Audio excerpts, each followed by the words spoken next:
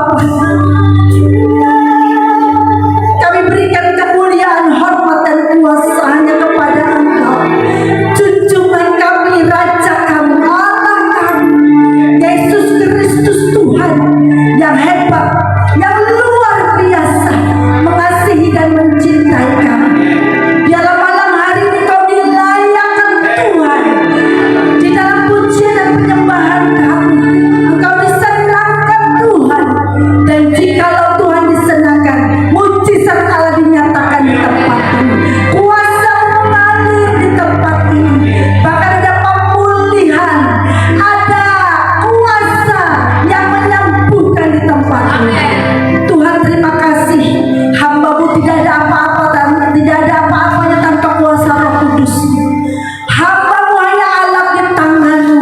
Dan Rasul Paulus berkata, jikalau kita sudah melayani Tuhan, maka aku adalah hamba yang tidak berguna. Yesus yang disenangkan, Allah yang ditinggikan. Dalam mengalir kuasa firman-Mu di tempat ini Bapa, kami mau menjadi seperti Maria yang duduk di kaki Tuhan, mendengarkan apa yang Tuhan perintahkan dalam kehidupan kami, dan kami mau melakukannya. Di dalam nama Tuhan Yesus Kristus kami sudah berdoa dan mengucap syukur. Bersama kita katakan amin. Bapak Ibu Saudara semuanya sehat-sehat? Masih ada di dalam Tuhan? Saya berharap kita semua masih stay safe in the Lord. Amin. Kita semua sehat di dalam Tuhan. Dan malam hari ini firman Tuhan akan berkata tentang next level.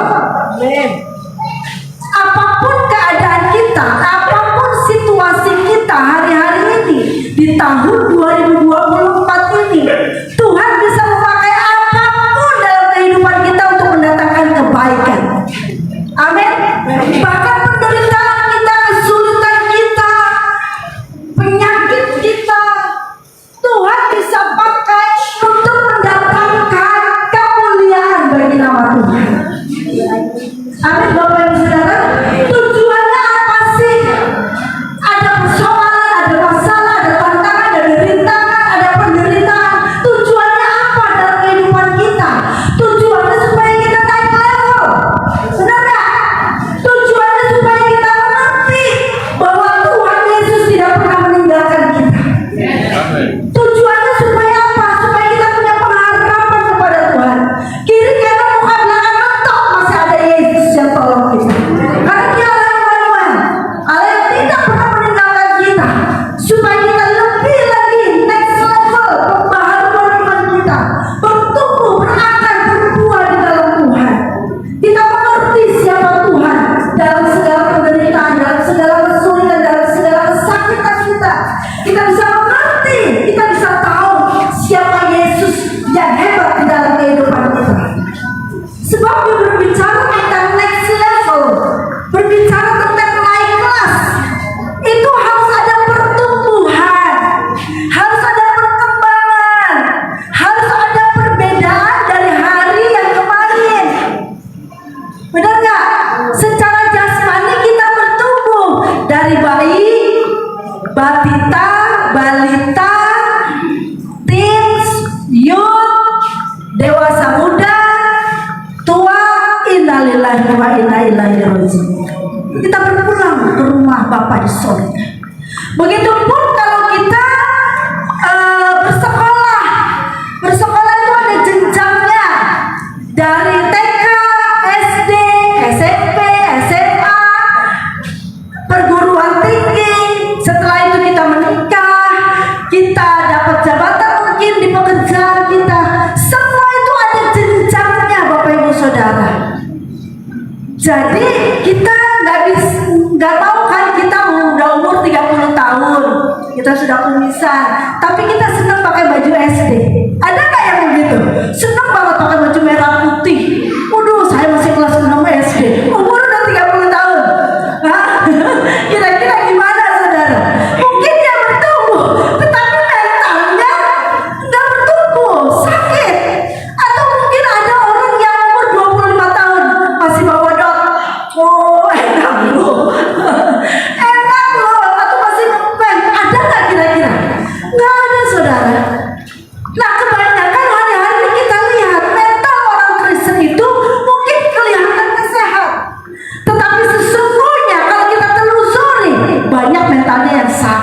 saudara. Nah, begitu juga dalam kehidupan rohani kita. Tuhan menginginkan kita lebih dewasa.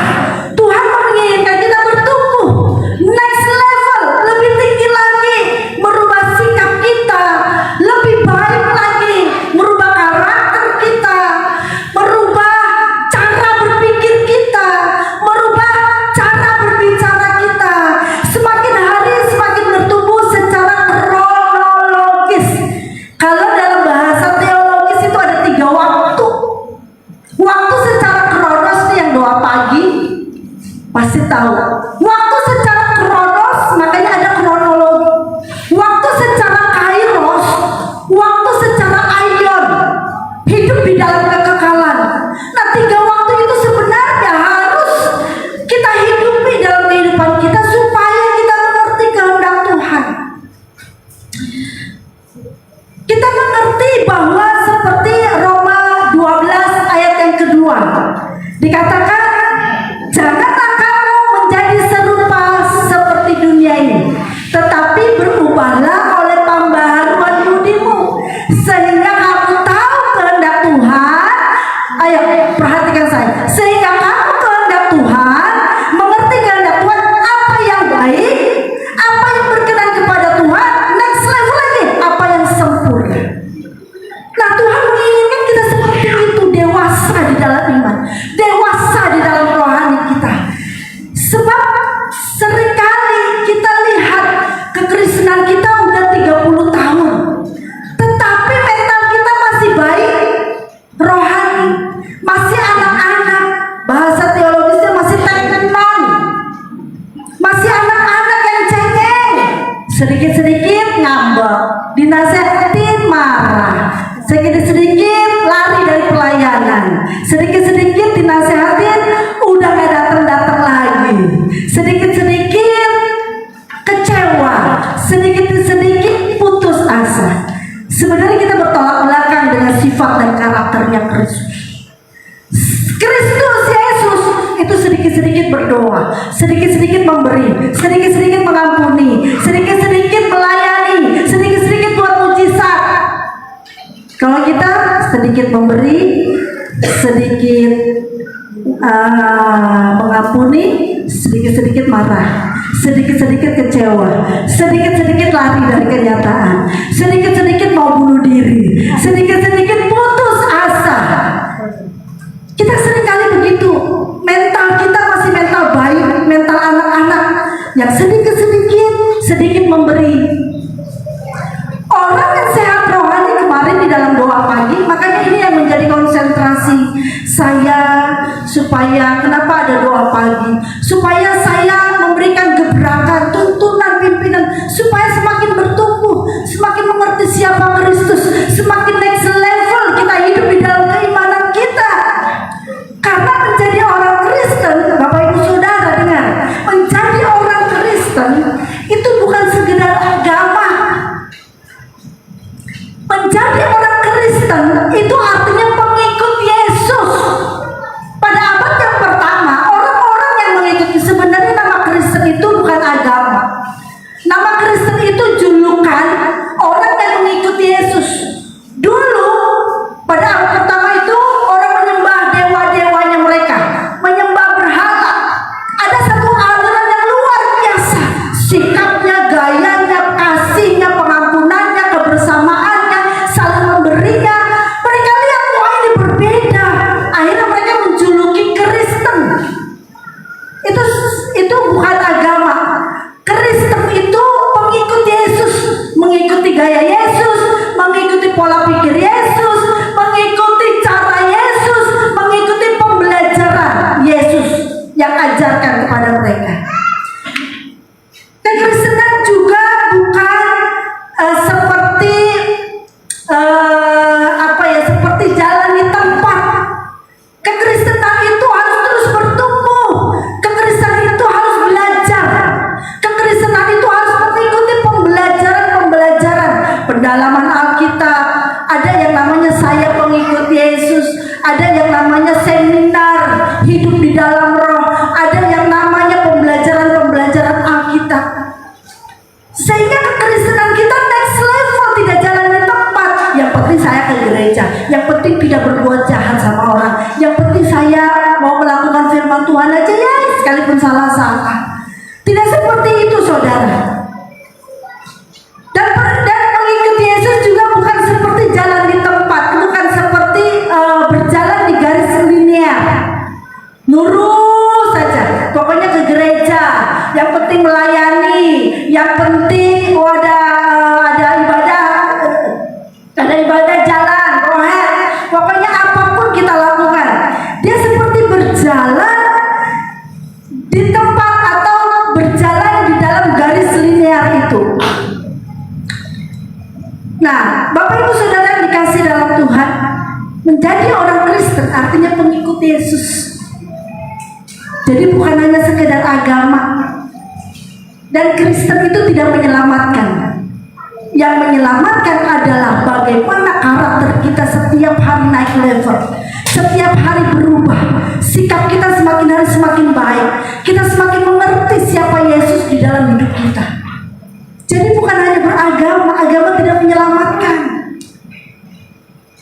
Yang namanya Kristen itu benar-benar kita harus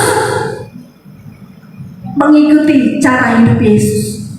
Nah, pertanyaan dalam kehidupan kita, kenapa kita ini sebagai orang Kristen gak naik level?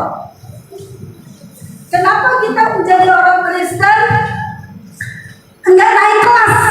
Dari dulu ke dulu begitu aja, lurus aja.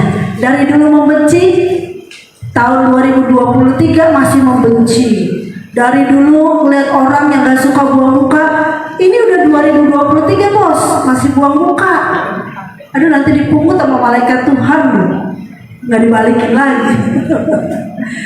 Ya, dari dulu begitu aja, nggak ada perubahan, nggak ada punya hati untuk belajar firman, nggak punya hati dalam sikap, dalam karakter, dalam perbuatan itu merubah kehidupan kita supaya kita naik level lagi, supaya kita mengerti Yesus yang hebat, yang besar di dalam kehidupan kita. Nah, kenapa kita tidak bisa naik level? Jawabannya adalah khawatir. Khawatir sah-sah saja, saya juga suka khawatir.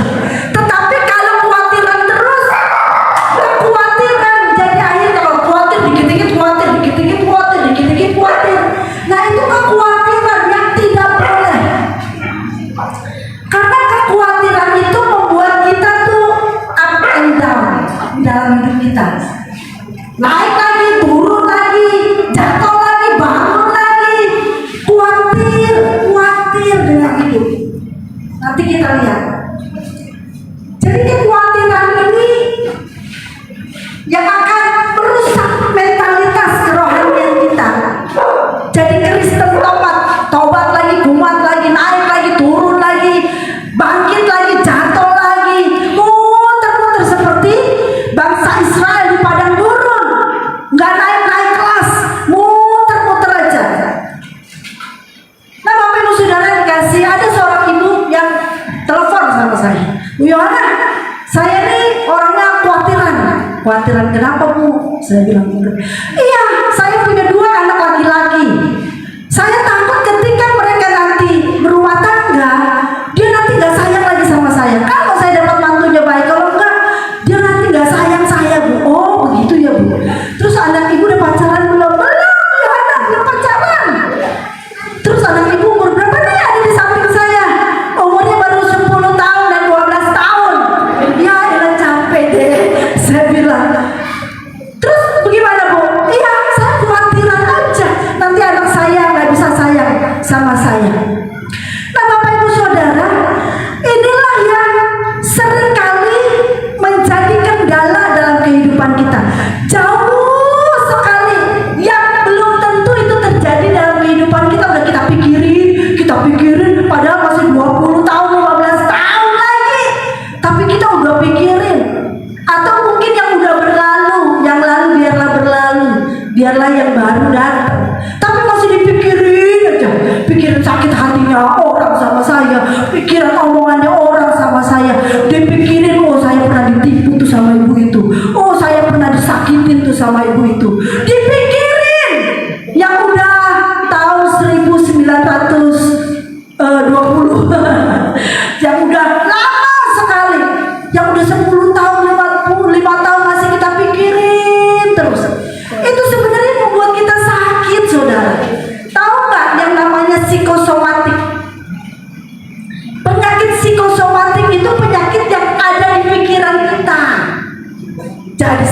asma, jadi sakit jantung, jadi migrain, jadi deg-degan, jadi keringat dingin. Karena mikirin besok nggak ada beras nih, gimana nih makannya nih. Aduh, mikirin anak saya bandel banget nih. Aduh, mikirin, semua dipikirin, saudara.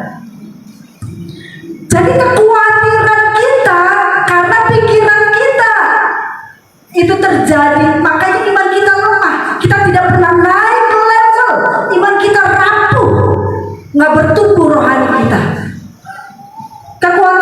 Kekhawatiran itu bisa terjadi kepada siapa saja, tua, muda, kaya, miskin. Ini saya lihat nih muka-muka ada yang khawatir. Sedang muka-muka kita ini pasti ada yang khawatir ini. Ada yang sedang lagi mikir-mikir, aduh ntar gimana. Kelihatan dari mukanya dari tempat ini. Lagi pada khawatir, saudara. Jadi kekhawatiran itu satu penyakit yang kita tidak boleh kita pikirkan, yang 20 tahun ataupun yang 5 tahun yang sudah berlalu masih kita pikirin. Nah, justru itu malam hari ini kita mau belajar dari yang namanya Tuhan kita, Yesus Kristus. Tadi dikatakan kekristenan itu bukan agama, tetapi bagaimana hidup kita meniru gaya Yesus, menjalani hidup seperti Yesus, berpikir seperti apa yang Yesus katakan, berjalan seperti apa yang Yesus katakan. Karena Kristen bukan agama, sekali lagi, Kristen itu pengikut Yesus yang hidupnya, gaya bicaranya, gaya berpikirnya seperti Yesus. Makanya malam hari ini kita mau belajar yuk sama-sama. Kenapa sih kita gak naik level? Apa penyebabnya? Tadi khawatir penyebabnya. Makanya kita buka yuk sama-sama di dalam Matius 6. Matius 6 ayat yang ke-25 sampai yang ke-34. Kita baca yang ladies first. Yang pertama wanita, kedua laki-laki. Laki-laki jangan kalah sama wanita. Karena ketika kita membaca, kita mendengar, iman timbul dari pendengaran akan firman Tuhan. Iman kita bertumbuh. Ketika kita dengar, setan lari daripada kita. Ketika kita bersuara, penyakit kita disembuhkan. Ketika kita mensuarakan firman Tuhan, masalah hidup kita diberesin sama Tuhan. Ya, kita baca dengan suara yang lantang. Matius 6 ayat 25, 1, 2, 3, ladies first. Karena itu aku berkata kepadamu, akan hidupmu, akan apa yang hendak kamu makan atau minum, dan janganlah khawatir pula akan tubuhmu, akan apa yang hendak kamu pakai. Bukankah hidup itu lebih penting daripada makanan, dan tubuh itu lebih penting daripada pakaian? Laki-laki, mana suaranya?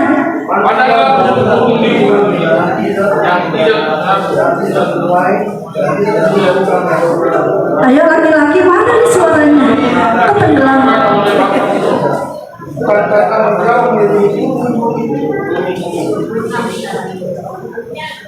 Ayo, 27. Siapa di antara kamu yang karena kekhawatirannya dapat menambah sehasta saja pada jalan hidupnya? Dan mengapa kamu khawatir akan pakaian? Perhatikanlah semangat ibadah yang tinggi tanpa tidak kabar minta.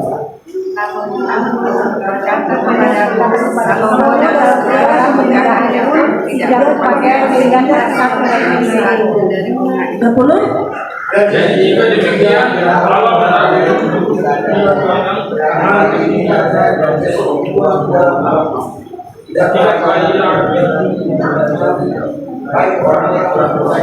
Satu, sebab itu janganlah kamu khawatir dan berkata, apakah yang akan kami makan? Apakah yang akan kami minum? Apakah yang akan kami pakai? Kedua, semua itu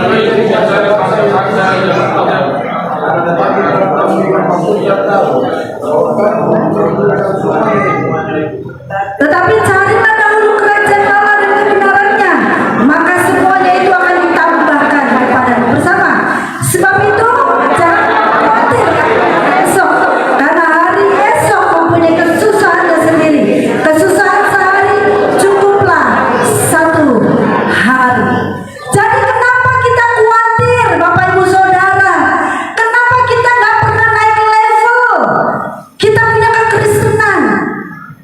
Aku masih seperti yang dulu terus. Mana barunya? Tuhan Yesus tidak berubah, dan saya juga. Tuhan Yesus, kalau Tuhan Yesus tidak berubah, apa kasihnya, kuasanya, pengampunannya? Kalau kita nggak berubah, apa sifat karakternya yang buruk, tukang gosipin orang, tukang utang, tukang apa, nggak berubah. Tuhan Yesus tidak berubah kuasa dan kasihnya. Kita harus berubah. Amin. Karena suatu hari nanti kita akan ketemu sama Tuhan Yesus lagi. Kalau kita nggak berubah seperti Yesus, meniru gaya Yesus, meniru kehidupan Yesus, kita nanti nggak dikenal sama Yesus. Karena apa? Setelah kita mati, yang disambut itu orang yang sama seperti Kristus. Orang yang berbeda dari Kristus nggak dikenal sama Yesus. Makanya sejak di bumi ini kita harus mengenal siapa Yesus. Kita harus berjalan bersama dengan Yesus. Kita harus tahu siapa Yesus. Melalui penderitaan, kesulitan, kesakitan, melalui hal apapun Tuhan bisa pakai kehidupan kita untuk mendatangkan kebaikan supaya kita next level. Nah, kenapa kita tidak next level? Nah, kenapa kita sering khawatir? Karena yang pertama ini, karena kita melihat fakta, karena kita melihat kenyataan. Dalam ayat 25 bagian A dikatakan, karena itu aku berkata kepadamu, jangan kamu khawatir akan hidupmu, akan apa yang kamu makan atau minum. Nah, garis bawahi makan dan minum. Faktanya Tuhan saya kelaparan. Faktanya Tuhan saya bangkrut. Faktanya Tuhan saya nggak bisa jualan. Faktanya Tuhan saya susah. Faktanya Tuhan saya nggak punya duit. Kita ikut Tuhan loh, udah setia. Tapi faktanya Tuhan saya nggak punya duit, saya susah. Faktanya Tuhan saya bangkrut. Faktanya Tuhan dagang saya sepi, nggak laku-laku. Faktanya Tuhan saya nggak bisa jualan. Faktanya Tuhan saya miskin. Semua kita lihat fakta. Benar nggak? Benar nggak? Yang membuat kita khawatir, kita lihat fakta hidup kita. Terus selanjutnya, dan janganlah khawatir pula dengan tubuhmu. Faktanya Tuhan aku sakit pinggang. Faktanya Tuhan aku sakit jantung. Faktanya Tuhan aku encok. Faktanya Tuhan saya kanker. Faktanya Tuhan badan saya sakit semua. Faktanya Tuhan saya ada di rumah sakit. Itu fakta. Seringkali yang membuat kita ketakutan dengan hidup kita, khawatir dengan hidup kita, karena kita melihat fakta. Faktanya Tuhan, kayaknya banyak banget penyakitnya. Faktanya aku diabetes Tuhan.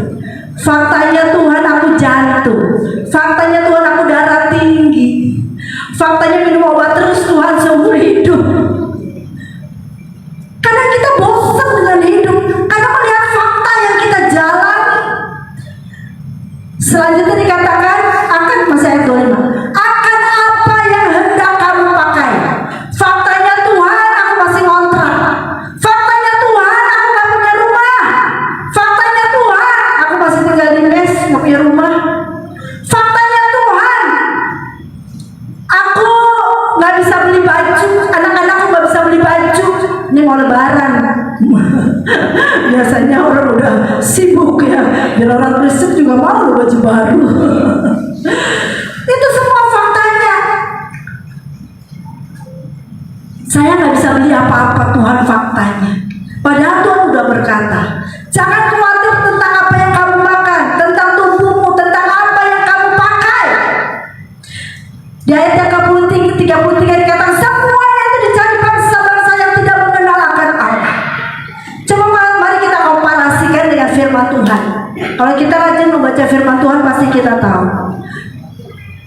tokoh yang ada di dalam Alkitab itu faktanya berat-berat semua. Faktanya itu luar biasa. Kita tuh kadang baru panuan aja, aduh udah gak ke gereja malu, padahal udah tutup baju. Faktanya baru sakit perut kita gak ke gereja. Faktanya cuma makan, minum, pakai.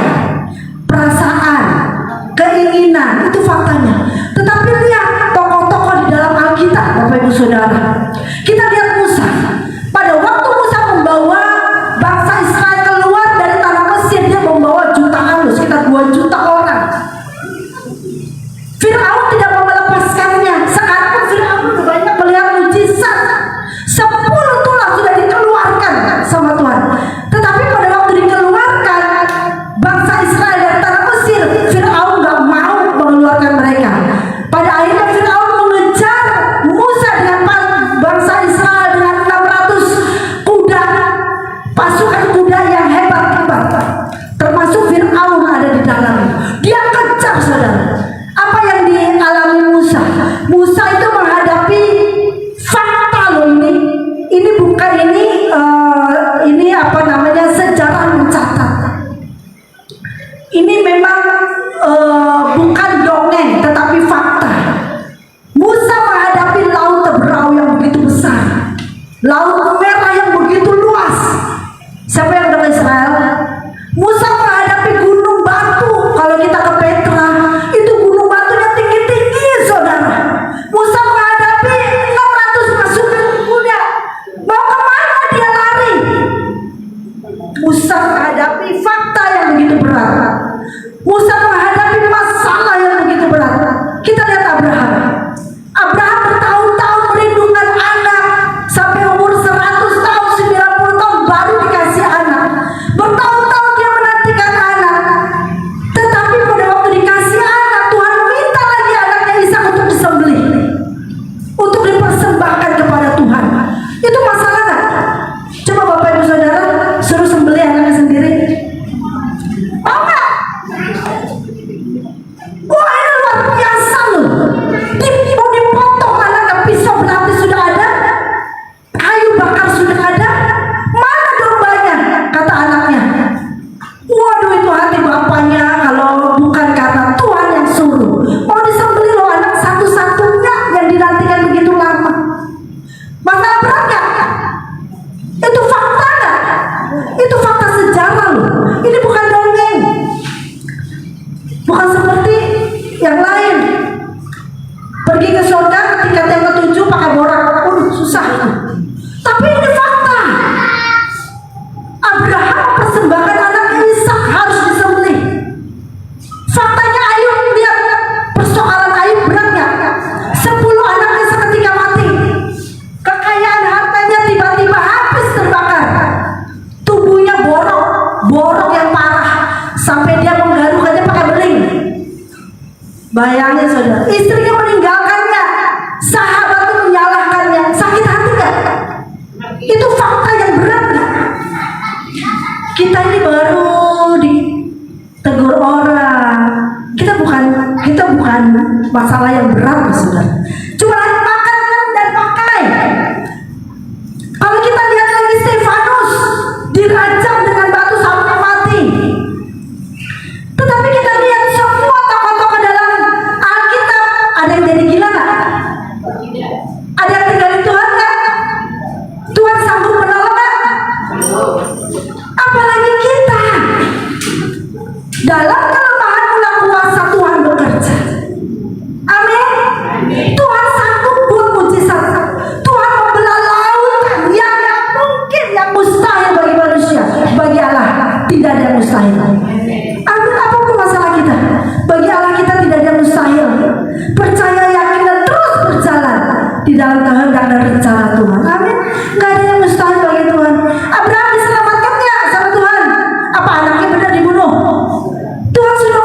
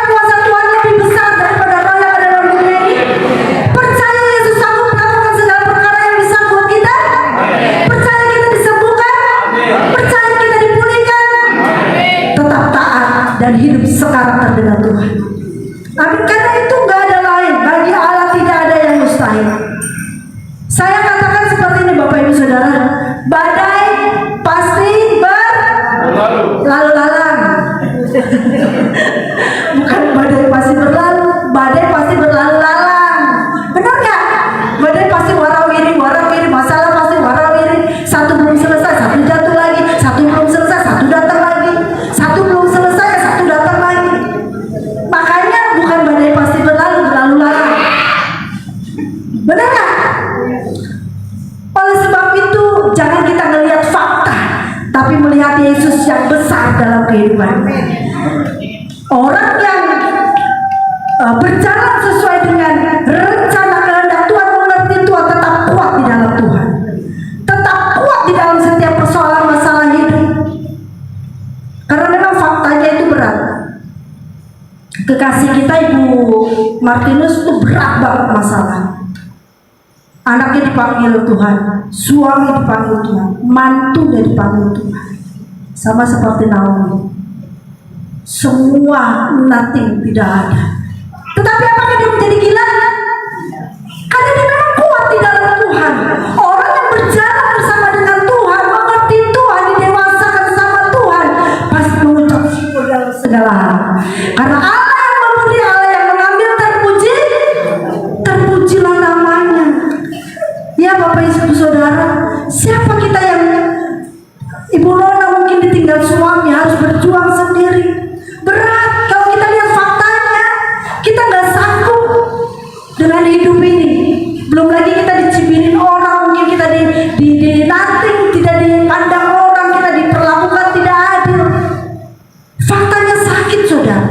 Faktanya saya sakit, faktanya saya lemah, faktanya saya nggak punya apa-apa. Tetapi lihat, kuat di dalam Tuhan. Amin. Yang kedua, nah ini dia nih, yang jangan sampai kita bernalar terlalu berlebihan, berasumsi terlalu berlebihan.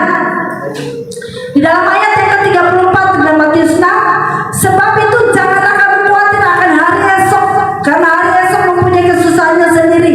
Kesusahan sehari cukuplah satu hari. Jangan 20 tahun kita pikirin sekarang. Masih 5 tahun, masih setahun, kita pikirin sekarang, kita pikirin terus sampai kita jantungan, sampai kita migrain, sampai kita sakit kepala terus sekarang mikirin. Atau pikirin kecewanya kita dengan orang lain, sakit hatinya kita dengan orang lain, terus kita pikirin. Masalah itu jangan diborong, saudara. Jangan mengambil beban yang palsu. Masalah itu jangan ditumpuk-tumpuk. Jangan masalah itu kita bawa sendiri, bawa bersama dengan Tuhan. Pikulan kita berat memang, tapi jangan kita bawa masih 20 tahun, anaknya masih 12 tahun, 10 tahun, udah mikirin, aduh nanti anak saya nggak bisa sayang saya. Aduh mikirin, ada orang yang ngomong gini, Bu, Ben, kalau saya ke PD Mesbah, nanti orang ngomong apa sama saya? Saya dilihatin tuh kalau saya datang ke situ. Banyak orang yang ngomongin saya, banyak orang yang cibirin saya. Padahal saya mau bertemu di PD Mesbah. Coba mikirin yang belum tentu terjadi, itu baru asumsi. Benar nggak? Seringkali kita banyak asumsinya. Orang lagi ngomong apa? Ngomongin saya nih, baru ngomongin saya. Wah, orang lagi kumpul-kumpul, lagi ketawa-ketiwi, ya ketawain saya, ketawain saya. Seringkali kita bernalar terlalu berlebihan, berasumsi dengan orang lain. Ya Bapak Ibu Saudara, kesusahan sehari cukup satu hari. Kalau Tuhan kasih kesusahan kita 1000 satu hari, terus penderitaannya 1000 satu hari, cek lihat masih kuat, benar ya? Kalau kesusahan 1000 kita pikul 2 hari, berarti 2000. Masih kuat nggak? Masih kuat. Tapi kalau kesusahan 1000 kita pakai 7 hari, berarti 7 mejer kan? Kesusahan 1000 kita pakai 30 hari kita pikirin, tambah berat kan? Kesusahan 1000 kita pakai setahun, berapa tuh? Coba hitung-hitungan yang jago matematika. Kita pikirin terus, padahal kesusahan cukup 1000. Tuhan bilang kesusahan 1 hari cukup 1 hari, jangan dibawa 7 hari, 8 hari, 1 minggu, 1 bulan, 1 tahun.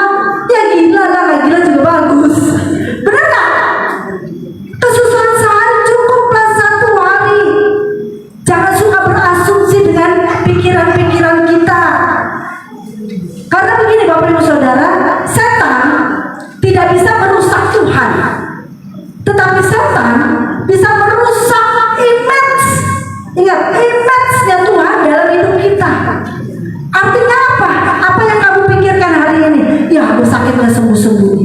Ya gak ada duit nih gue. Ya hujan lagi, malas aduh. Ya ini sakitnya harus sialan, ini sakitnya gak sembuh-sembuh. Apa yang kamu pikirkan terjadi sesuai dengan apa yang kamu pikirkan. Benar gak? Coba kamu pikir, saya sehat, saya kuat, saya sembuh. Darah Yesus membasuh saya, biru Yesus membuka saya. Mengucap syukur dalam segala hal. Pasti masalah kamu ringan. Masalah kita yang berat, Tuhan bilang Matius 29 dan 11, marilah kepadaku yang letih lesu dan berbeban berat, aku akan memberikan kelegaan kepadamu. Pikulah kuk yang kupaksa, maka bebanmu menjadi ringan. Jangan sampai kita psikosomatik. Belajar sehari punya kesusahan, seharilah selesaikan dengan Tuhan. Mengucap syukur dalam segala hal. Belajar untuk sabar. Belajar untuk punya pengharapan. Belajar untuk setia baca firman Tuhan. Belajar untuk melakukan firman Tuhan. Belajar untuk merubah karakter kita di dalam Tuhan. Maka Tuhan Yesus, hari ini juga aku akan memberkati. Hari ini juga susah akan diselesaikan oleh Tuhan. Hari ini juga sakitmu yang berat itu akan disembuhkan oleh Tuhan. Karena kita belajar taat firman Tuhan. Kita belajar berjalan sesuai dengan apa kata Tuhan. Jangan kita malah mencari-cari masalah. Nggak punya masalah, tapi kita cari-cari masalah. Seringkali kita begitu kan.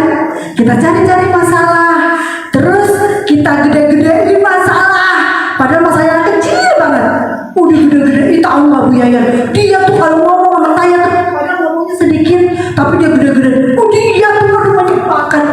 Dia kalau ngomong sama saya tuh, waduh, saya dihina-hina sama dia. Padahal nggak seperti itu asumsi. Benar nggak?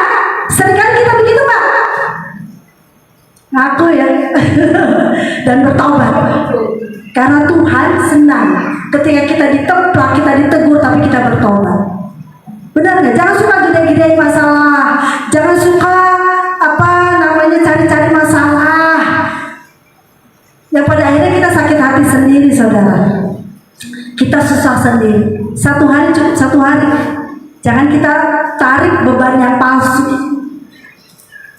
Nah, bagaimana kita menang supaya kita tidak larut dalam ketertinggalan atau kita nggak naik kelas, supaya kita jangan larut untuk tidak next level, supaya kita keluar dari next level, supaya kita sungguh-sungguh berubah, baik sikap kita menjadi lebih baik, karakter kita menjadi karakter seperti Kristus, punya pengharapan, punya iman, semangat lagi, kuat lagi, berjalan lagi bersama dengan Tuhan.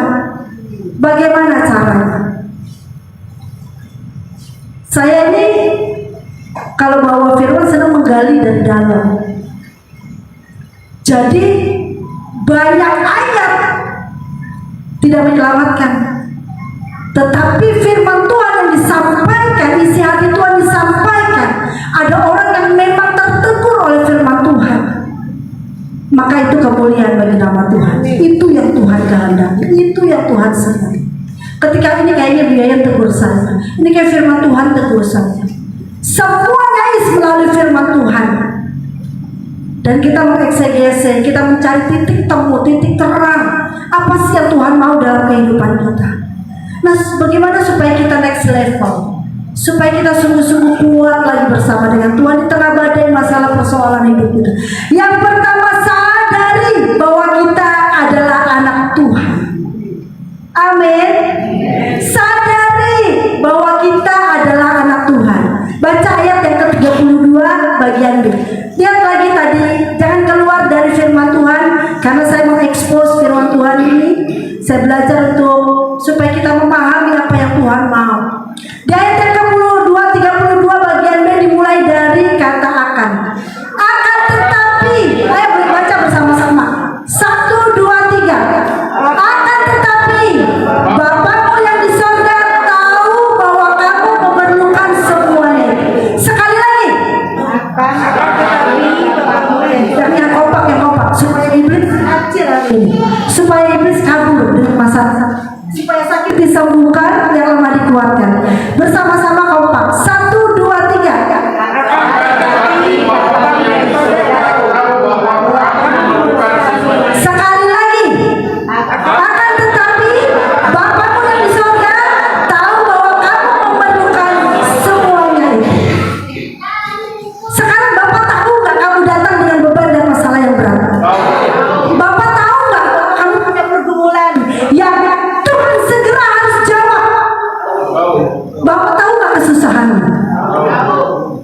Bapak tahu nggak kalau hari ini kau nggak punya duit?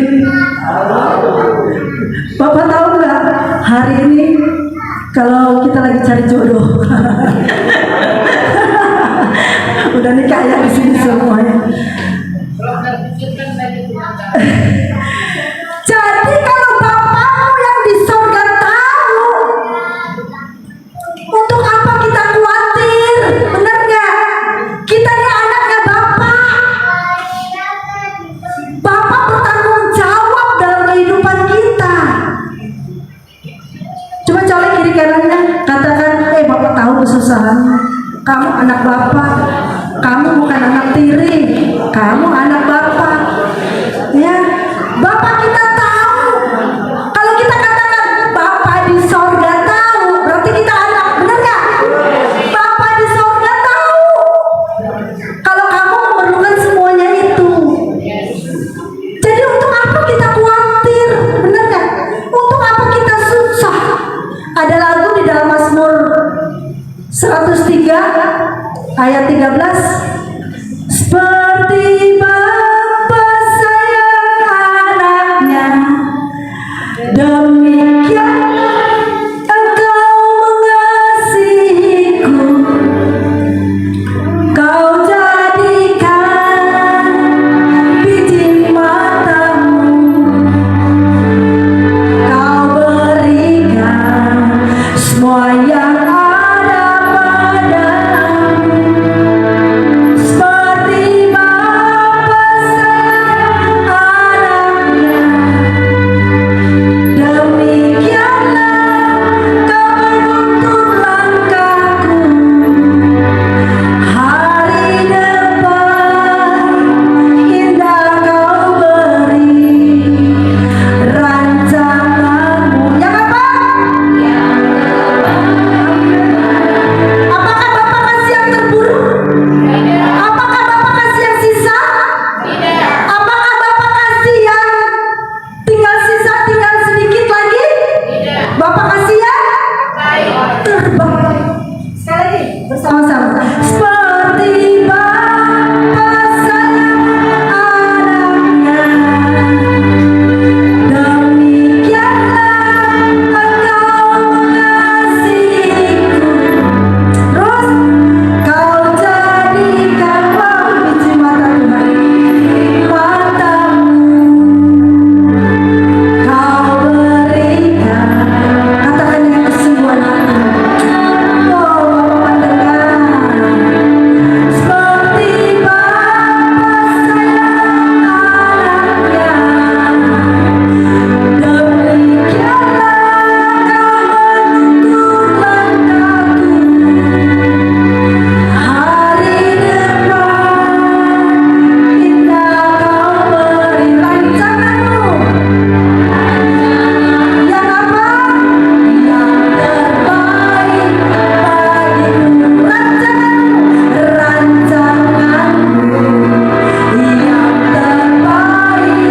bagiku. Sebab rancangan Tuhan bukanlah rancangan kecelakaan, tetapi memberikan masa depan yang penuh pengharapan bersama dengan orang yang mengasihi Tuhan. Bapak di dunia saja tahu memberi yang terbaik, saudara. Nggak mungkin bapakmu misalnya penjahat, kamu minta roti dikasih batu nggak? Kamu minta ikan dikasih ular nggak? Nah, firman Tuhan katakan Matius 7, Bapakmu tahu memberi yang Bapak di dunia saja yang jahat tahu memberi yang terbaik buat anaknya, apalagi Bapak kita di sorga. Benar nggak? Pasti memberikan yang terbaik buat kita. Jadi Bapak tahu nih, kalau kita lagi membutuhkan kesembuhan, Bapak tahu kalau kita sedang menanti-nantikan Tuhan. Ya, iblis menggiring kita seringkali dengan masalah, dengan persoalan, supaya kita tidak ingat bahwa kita ini anak Bapak loh. Iblis membawa masalah terus, supaya kita lupa bahwa orang yang ada dalam diri kita tuh lebih besar daripada orang dalam dunia ini. Kita pikirin masalahnya, kita pikirin itu sakit penyakitnya, kita pikirin nggak punya duitnya. Padahal kita anak Bapak. Benar nggak? Bapak bertanggung jawab buat kita. Bapak akan memberikan yang terbaik bagi kita. Jadi pikiranmu menentukan hidupmu. Benar gak? Kalau kamu memikirkan yang negatif terjadi. Kalau memikirkan positif terjadi. Filipi 4:8 bilang apa? Jadi akhirnya saudara-saudara, semua yang baik, semua yang indah, semua yang sedap didengar, semua yang disebut kebajikan, semua yang murni, semua yang mulia, pikirkanlah semuanya itu. Amin. Maka mujizat Tuhan turun dalam kehidupan kita, kesembuhan Tuhan turun dalam kehidupan kita. Jadi kita sadar ya sekarang ya, bahwa kita anak Bapak ya. Jadi yang sakit sekarang katakan, aku anak Bapak, aku anak Tuhan Yesus. Penyakit enyahlah kau dari dalam tubuh. Colek lagi kiri kanannya, katakan, sadar, lu anak Bapak. Anak Bapak punya Bapak. Ya. Nah, di dalam ayat ini Tuhan Yesus suruh kita memperhatikan burung. Ayat 26 masih di ayat yang pasal yang ke-6. Sekarang ayat 26 dikatakan, pandanglah burung-burung di langit yang tidak menabur dan tidak menuai dan tidak mengumpulkan bekal dalam lumbung, namun diberi makan oleh Bapakmu yang di sorga. Bukankah kamu jauh melebihi burung-burung itu? Nih Bapak suruh kita pandangin burung loh. Bapak suruh kita lihat ke langit, lihat burung. Kira-kira burung apa ya yang suruh Bapak lihat? Coba, ayo. Saya ini punya coklat loh, Bapak Ibu yang catat. Kita nanti ada kuis biasa. Ibu Yohana itu kalau bawa firman, ini ada 5 coklat. Ini kan kuning, bukan coklat ukuran. Waduh, mantap. Kalau Bapak Ibu catat nanti ada kuis, ini dapat. Ini pas hari Valentine juga. 2001. Nanti kalau ada pertanyaan bisa menjawab. Makanya kalau Ibu Yohana ini pengajaran firman Tuhan harus dicatat. Kalau nggak dicatat berlalu lalang dia. Jadi Tuhan suruh memperhatikan kita burung. Kira-kira burung apa yang suruh kita diperhatikan sama Tuhan? Coba baca Lukas 12 ayat yang ke-24. Yang dapat baca Lukas 12 ayat 24. Lukas 12 ayat 24. Perhatikanlah burung-burung gagak yang tidak menabur dan tidak menuai dan tidak mempunyai gudang atau lumbung, namun demikian diberi makan oleh Allah. Betapa jauhnya kamu melebihi burung-burung itu. Suruh memperhatikan burung apa? Burung gagak. Kita nggak ada waktu, cuma nanti di rumah baca Imamat 11 13 sama 15. Itu perumpamaan dari burung gagak. Itu definisi dari burung gagak. Burung gagak itu apa sih yang kita tahu? Pemakan bangkai. Nanti baca di Matius 13, Matius 11. Jadi burung gagak itu burung pemakan bangkai, burung yang sangat menjijikkan, burung yang haram dimakan. Tetapi lihat Bapak di sorga pelihara loh burung ini loh, burung yang menjijikkan loh, burung gagak yang pemakan bangkai. Tuhan pelihara burung itu. Ya, yang kedua Tuhan suruh memperhatikan kita burung apa? Baca firman gak sih? Hah? Bagus 100 nanti dapat coklat. Langsung Bapak Ibu. Ya, kita harus respon. Bukan salah atau benar, tetapi respon. Jadi yang kedua, yang pertama burung gagak, yang pertama burung gagak, yang kedua burung pipit. Apa sih yang kita harus perhatikan dari burung pipit? Lukas 12 ayat 6 dan 7. Coba baca yang keras. Ini kita lagi ya.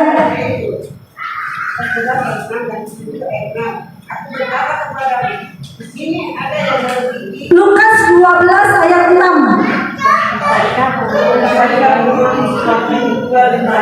Ya. Ayo yang keras, berdiri baca, berdiri. Mana yang mau membaca, ayo berdiri. Ayo baca, Mama Tel. Yang keras. Bukankah?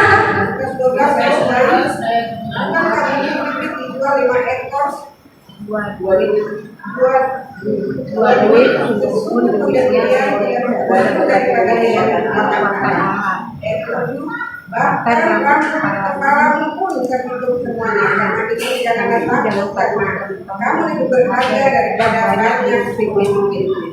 Amin. Burung pipit itu dijual 2 duit 5 ekor. Kita hitung-hitungan deh. 1 ekornya berapa duit? Ayo. 5 ekor 2 duit. 1 ekornya berapa duit? Ini kan burung yang murah banget. Coba kita lihat di Matius 10 ayat 29. Itu penjelasannya supaya kita ngerti. Matius 10 29 sampai 31. Ini penjelasannya murah banget. Bukankah? Burung pipit dijual 2 ekor seduit. 2 ekor seduit. Namun Seekor pun daripadanya tidak akan jatuh ke bumi. Terus? Hendak bapakmu. dan kamu, Rambut kepalamu pun terhitung semuanya. jadi kalau 5 ekor 2 duit, berarti bagaimana hitung-hitungannya? 2 duit 4 ekor, satunya bonus. Bener nggak?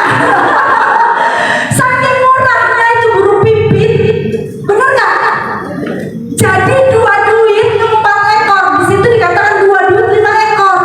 Musiknya 2 duit 4 ekor, satunya bonus. Sama kalau kita beli kangkung 5.000 4 tiket, udah 5 aja deh Pak. Saking murahnya dikasih.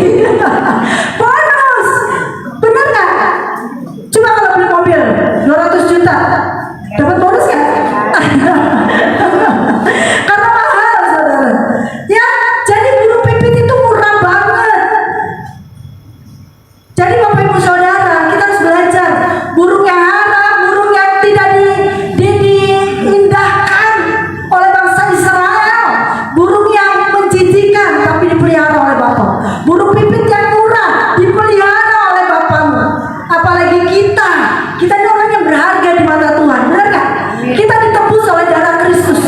Kita ditebus di atas kayu salib dan darahnya tercurah buat kita. Kita dibeli dengan harga yang lunas. Kita berharga di mata Tuhan. Oleh sebab itu, jangan kita khawatir. Jangan kita menggede-gedekan masalah. Jangan kita menjadi orang yang tidak tahu berterima kasih. Jangan kita menjadi orang yang tidak sadar bahwa kita adalah anak Allah. Benar nggak Bapak Ibu Saudara? Nah, yang selanjutnya,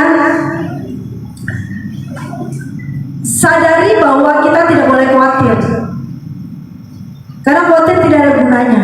Di ayat yang ke-27, siapa di antara kamu yang karena kekhawatiran dan dapat menambah sahasta saja pada jalan hidupnya? Sahasta itu 45 cm. Nggak ada orang yang khawatir terus ditambah 45 cm atau berkurang 45 cm. Nggak ada. Orang yang khawatir itu seperti seperti duduk di kursi goyang. Ya nggak sampai-sampai, jalan terus sih, tapi nggak sampai-sampai. Duduk di kursi goyang, jalan di tempat. Jadi kekhawatiran itu nggak ada gunanya. Mendingan kita happy. Bener nggak? Mendingan kita bersuka cita, mendingan kita semangat, jangan dipikirin, udah happy aja dah, senang aja deh, bersuka cita aja deh. Faktanya memang saya sakit, faktanya saya ditinggal suami, faktanya saya ditinggal anak, faktanya saya nggak punya duit, faktanya saya sakit di rumah sakit, tapi happy aja, mengucap syukur dalam segala hal, karena Bapakmu tahu apa yang menjadi kerinduan. Kita anak Bapa, amin. Ada pujian yang berkata, hidup ini adalah kesempatan. Hidup ini untuk melayani Tuhan. Jangan sia-siakan waktu yang Tuhan beri. Hidup ini hanya sementara. Hidup ini adalah kesempatan untuk melayani Tuhan. Untuk melayani, kesempatan untuk berubah, kesempatan untuk melakukan firman-Nya.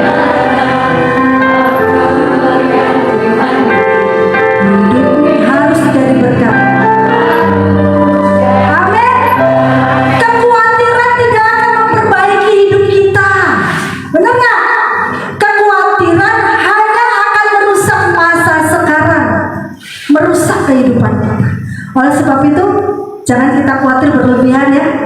Sadari bahwa kita adalah anak Allah. Yang ketiga, sadari bahwa waktunya hari ini kita mencari Tuhan. Puji Tuhan, terima kasih untuk kehadiran Bapak Ibu Saudara. Ini waktunya untuk mencari Tuhan. Saya sebagai pembina rohani bertanggung jawab siapa yang berdiri di mimbar ini. Orang yang diurapi Tuhan, orang yang punya bekal teologis yang bagus, supaya kita tidak disesatkan oleh pengajaran-pengajaran di akhir zaman ini. Karena banyak sekali hamba-hamba Tuhan yang mengajarkan hal-hal yang menyesatkan. Jadi saya bertanggung jawab. Ketika kita datang, kita dikuatkan, kita bertumbuh iman kita, berakar iman kita melakukan apa yang menjadi kehendak Tuhan. Karena ini konsentrasi persekutuan 12 baik, supaya kita semakin hari semakin membaik, kehidupan kita semakin diberkati Tuhan, semakin kita sehat, semakin kita sembuh, semakin kita serupa dan segambar dengan Tuhan. Makanya ikut 2 pagi ya. 2 pagi itu bagus banget. Kemarin kita belajar apa? Kesehatan rohani. Ada videonya. Ternyata kita sakit, banyak yang sakit saudara rohani kita. Jadi waktunya kita mencari Tuhan, waktunya kita sungguh-sungguh mendekatkan diri kepada Tuhan. Gak lama lagi Tuhan akan segera datang. Jesus coming soon. Mencari Tuhan dengan kekuatannya, belajar bersyukur, belajar jangan khawatiran. Filipi 4 ayat 6 dikatakan, jangan hendaknya kamu khawatir tentang apapun juga, tetapi nyatakanlah segala keinginanmu kepada Allah di dalam doa dan permohonan dengan ucapan syukur. Yesaya 55 ayat 5 dikatakan, carilah Tuhan selamanya berkenan ditemui, berserulah kepadanya selamanya dekat. Amos 5 ayat 6, carilah Tuhan maka kamu akan hidup. Waktunya kita cari Tuhan. Hidup kita berapa lama sih? Alkitab katakan hidup kita berapa lama? Terus kalau lebih apa? Penderitaan. Kalau lebih itu, aduh, udah pup di tempat tidur, udah pipis di tempat tidur, udah budak, udah pikun, waduh, banyak penyakit orang tua. Benar nggak? Ya, hidup hanya 70 tahun, kalau 80 tahun itu anugerah. Pakai hidup ini untuk melayani Tuhan. Amin. Pakai hidup ini untuk sungguh-sungguh berubah karakter kita. Pakai hidup ini untuk sungguh-sungguh bersikap, berpikir, berkata-kata dengan baik. Maka pada waktu kita pulang, kita dikenal oleh Tuhan. Amin. Jadi hari ini kita belajar banyak ya. Bapak Ibu diberkati Tuhan. Bapak Ibu mau melakukan firman Tuhan. Jadi kesimpulan firman Tuhan pada malam hari ini, bahwa Tuhan menginginkan kita terus berubah karakter kita, terus naik level, serupa segambar dengan Tuhan. Kristen bukan hanya soal agama, tapi Kristen bagaimana kita pengikut Kristus, mengikuti gaya Yesus, mengikuti perkataan Yesus, mengikuti ajaran Yesus. Hidup adalah perubahan dari hari ke hari. Hidup adalah untuk melayani Tuhan. Hidup terjadi bukan karena kita maunya kita, tetapi maunya Tuhan. Roma 8 ayat 28 bilang apa? Allah turut bekerja untuk mendatangkan kebaikan. Jadi kuncinya untuk kita tidak khawatir. Jangan khawatir ketika melihat fakta yang ada. Jangan kita pernah bernalar atau berasumsi berlebihan. Jangan waktu apa yang harus kita ingat selalu. Yang pertama, kita adalah anak Bapa di surga. Khawatir tidak ada gunanya. Waktunya kita untuk melayani. Ya, jadi biarlah malam hari ini menjadi berkat buat kita semua. Amin. Untuk firman Tuhan. Puji nama. Sedikit kuis ya. Ini saya ada coklat. Kita bagi-bagi coklat ya. Yang simak, yang dengar, yang mencatat pasti tahu. Karena Ibu Yohana itu senang sekali kalau ada orang yang antusias dengan firman Tuhan. Ada orang yang sungguh-sungguh mendengarkan firman Tuhan. Di mana ayat yang berkata pencobaan yang kamu alami adalah pencobaan yang biasa, yang tidak melebihi kekuatan kita. Pada saat kamu dicobai, Allah setia dan adil. Dia akan memberikan jalan keluar. Di mana ayatnya? Ayo cepat. Orang yang sering baca firman Tuhan pasti tahu.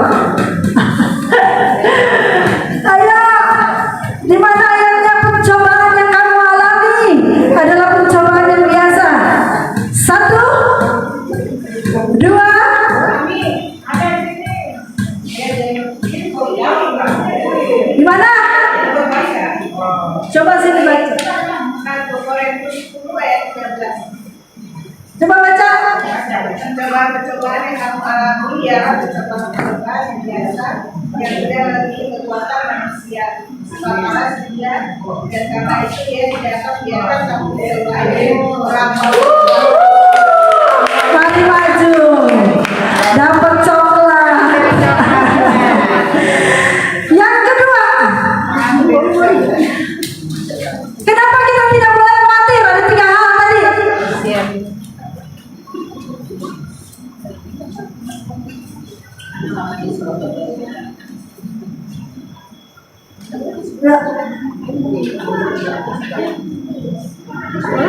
Kenapa kita tidak boleh khawatir? Tadi yang colek-colek tadi apa? Aduh, nggak ada yang catat terkesima ya? Nggak ada yang catat. Kenapa kita tidak boleh khawatir di terakhir sesi yang terakhir tadi? Apa? Udara tadi Bapak pelihara apalagi Terus? Ayo, kenapa kita ada 3 hal tadi? Ada 3 hal tadi, Bu. Apa yang menyebabkan kita khawatir? Kenapa kita tidak boleh khawatir? Kenapa? Karena siapa yang mau berdiri?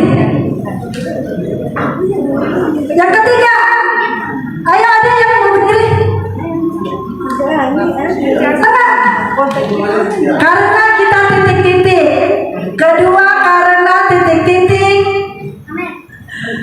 tidak berguna. Yang ketiga, waktunya titik-titik. Ayo tuh, udah dapat clue-nya tuh. Ayo, apa aja berdiri? Berdiri apa?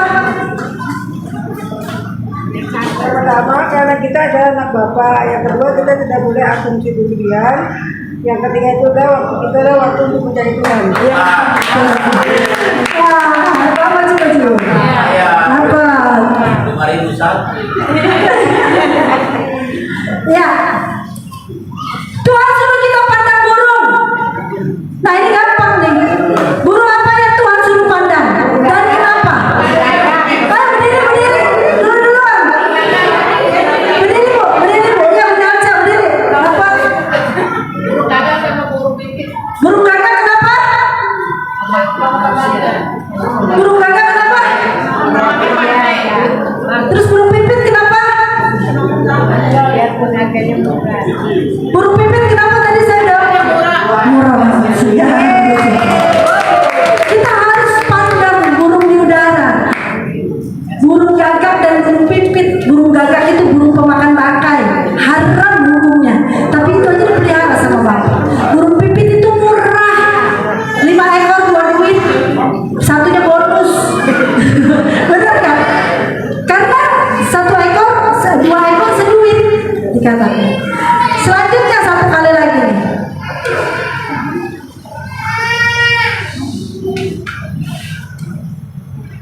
Ya, di mana ayatnya yang berkata gini loh. Adakah seorang daripadamu yang memberi batu kepada anaknya jika ia meminta roti, atau memberi ular jika ia meminta ikan?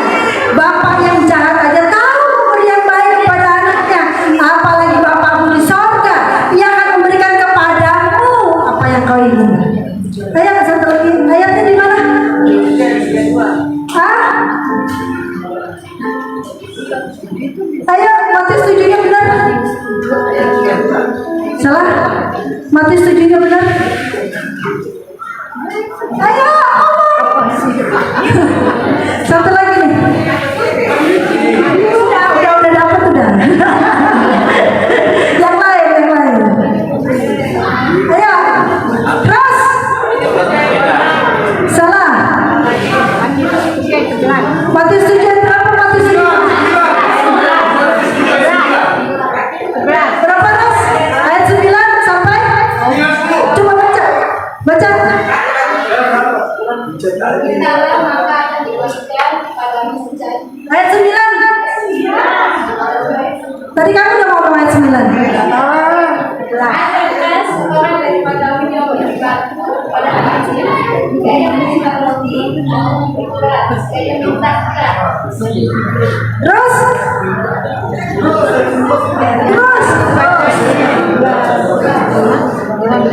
Kalau cuma satu ayat dipotong nih. Sepotong.